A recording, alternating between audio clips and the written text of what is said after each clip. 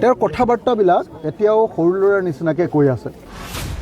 গৌৰৱ গগৈ 10টা সমষ্টিত বানপানী হৈছে।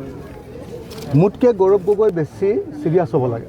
হিমন্ত বিশ্ব শৰ্মাই এই মানুহখিনিক লৈ চিৰিয়াছ নহয়, তাতকৈ বেছি চিৰিয়াছ নহয় গৌৰৱ গগৈ ডাঙৰীয়া। মানে এতিয়া পলিটিকেল একচুৱেলি গাজাখুৰি কৰি থকাৰ সময় নহয়। আমাৰ নিজৰ যিটো সমষ্টি, চবৰ সমষ্টি, মইতো ভাবোঁ যে মোৰতো এটা সমষ্টি শিৱসাগৰ আৰু গৌৰৱ গগৈৰ 10টা সমষ্টি। গৌৰৱ গগৈ 10টা সমষ্টিত বানপানী হৈছে। মোতকৈ গৌৰৱ গগৈ বেছি চিৰিয়াছ হ'ব লাগে।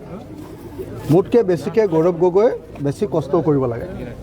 কিন্তু যেনেকৈ মই দেখিছোঁ যে অসম চৰকাৰে, হিমন্ত বিশ্ব শৰ্মাই এই মানুহখিনিক লৈ চিৰিয়াছ নহয়, তাতকৈ বেছি চিৰিয়াছ নহয় গৌৰৱ গগৈ ডাঙৰীয়া।